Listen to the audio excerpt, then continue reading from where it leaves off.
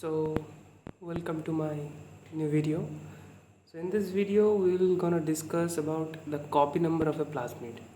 So a copy number of a plasmid, if you consider a plasmid an extra chromosomal DNA generally in bacteria, so there are so many parts of an plasmid, like you can see an origin of replication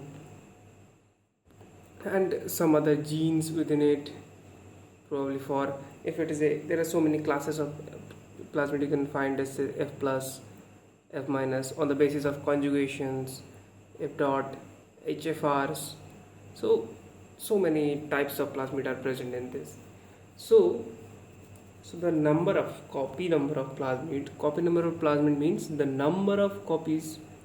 If you consider a bacterial cell, then it is genome, and how many extra chromosomal copy of a particular plasmid is present. Suppose in that case there are 5 copies of a particular plasmid. So how does this copy number get decided? So one of the major role is the origin of replication, okay, so of the plasmid. So origin of replication actually has a huge impact on that number of the copy number of plasmid, because the number of times the origin is fired for replication. Suppose this is a double stranded plasmid I am just drawing here. So if it's the origin replication, if it is get fire in every 20 minutes, so within every 20 minutes you will get another copy. That means a total of 2.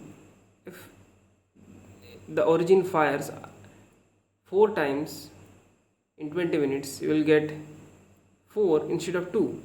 So you will get the copy number as high as the replication fires within the original replication. So there is a huge impact of original replication in the copy number, although it is not the only determining factor. So there are other regulatory elements are there, but still this is the primary and most important factor for a plasmid to maintain its copy number.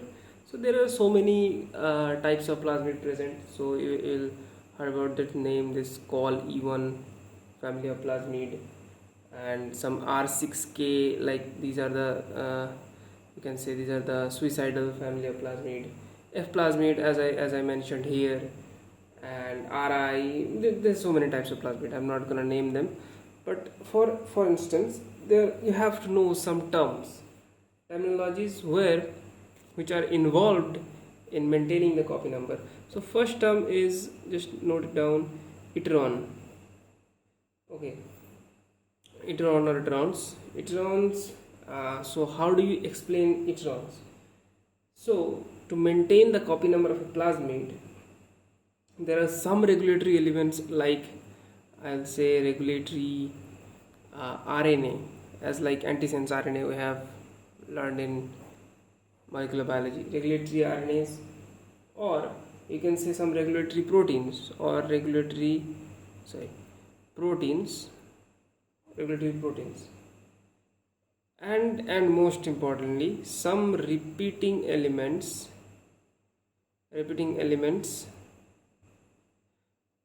So you know that how many types of repeats in DNA are possible, like direct repeat, palindrome repeat, or tandem repeat. There are so many types of repeat. I'm not considering these types, I'm just talking about these repetitions. So some conservative sequence are there where some specific protein get bind, some conserved sequence are there, some specific protein gets bind and control the original replication directly or indirectly. Probably this sequence may not belong to directly the original replication, probably distant or upstream or downstream from the original replication, but it controls. So for today we're gonna discuss about the replication mechanism of this ColE1 type of plasmid. So this is one of the most famous and most studied case. So the mechanism actually involved a lot of things.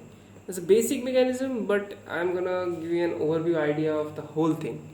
So if you consider this is the plasmid, okay, and I'm just giving you a single strand, but okay, right, I'm going to this part is origin of replication. Okay, so this part is gonna open up, a replication bubble gonna form, and so on is going to happen. So at first, to start the replication, generally there are primers. Okay, but in that case there is a RNA synthesized, RNA 2, and you will ask why starting with RNA 2 not 1. I'll go to this after some time. So now consider there is RNA type 2. This RNA, this is actually a 555 base pair RNA which acts as a primer for the original replication to get synthesized. But there is a problem. Whenever it is synthesized, okay, whenever it is synthesized, although this RNA, you can see this RNA is synthesized, you know how RNA is synthesized? By transcription, by RNA pols, RNA polymerases. So this RNA 2, you can see this part actually belongs within the original replication. Okay, so if I draw it a little bit clear, just give me a minute, I'm just drawing it. This is the whole part, consider this as the original replication, and this part, just giving an arrow, this codes for RNA 2. So whenever RNA polymerase sits here, obviously there will be a promoter for this RNA, and this RNA polymerase will synthesize this RNA, and this RNA will, after helicase break this RNA will act as a primer. So what's going to happen now? This RNA can act as a primer, so the whole replication will be carried on. But before it acts as a primer, it needs some processing. So there's a RNase, you can see there's a RNase which process this RNA 2 into a functional. Actually what it does, actually there's a RNA 3 prime I'll say this 3 prime cleavage. 3 prime cleavage occurs within RNA 2, and now after this cleavage, this RNA will be acts as the primer. So up to this is clear, I think. So now give me a minute.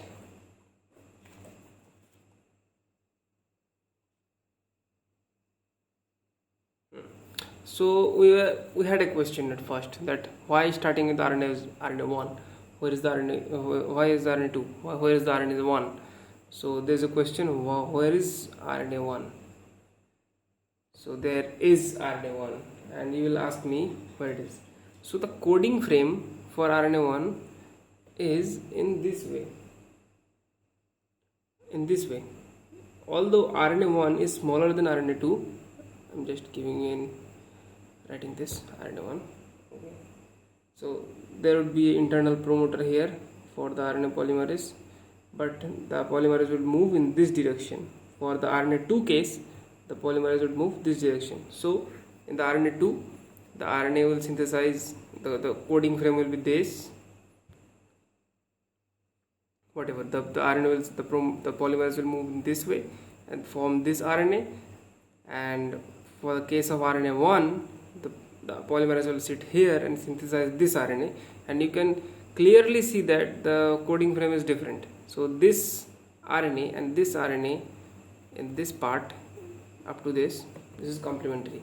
You can see that complementary, because from which template it is coming and from which templates this is coming are complementary. So in contrary, you can say these two are complementary.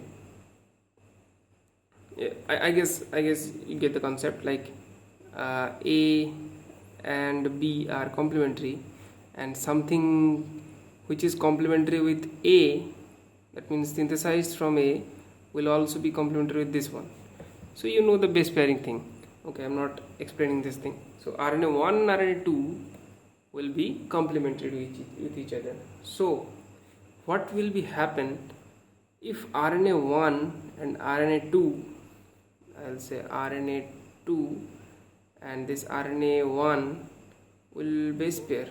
Okay, so it will form a duplex, RNA duplex.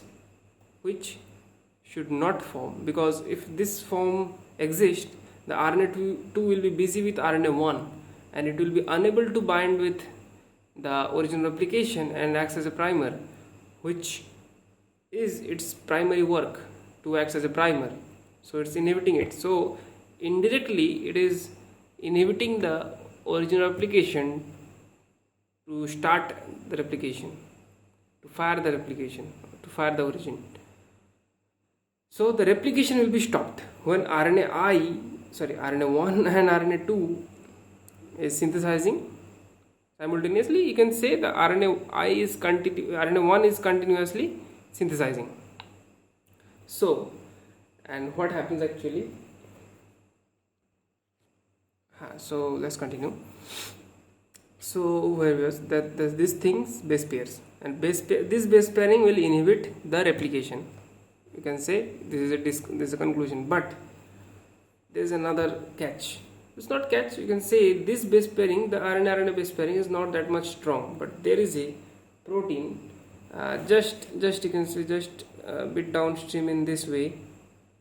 Okay, so this codes for a protein. Okay, this codes for a protein which is called a ROP protein. Okay, so there is the coding frame is this way.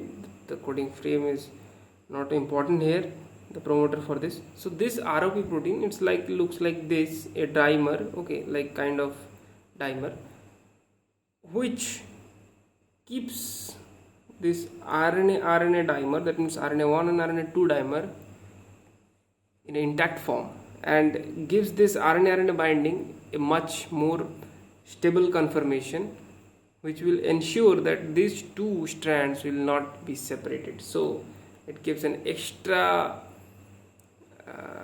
step of inhibition of replication. So whenever the cell is synthesizing RNA, what is the conclusion? So whenever cell is synthesizing the more and more RNA1, the RNA1 will continuously bind with RNA2 and inhibits the synthesis, inhibit the replication, and limiting the copy number. And whenever the RNA1 is low in cell, the RNA2 will be free, and RNA2 will act as a primer for the original replication, and the plasmid will replicate continuously. So this, I hope this RNA1 and RNA2 and ROP dimer, ROP proteins regulation is clear in that case. So this is how a ColE1 plasmid original replication works. So this is a bit messed up handwriting, but I think you got the point here. So this is how the replication of ColE1 plasmids are regulated. So thank you very much.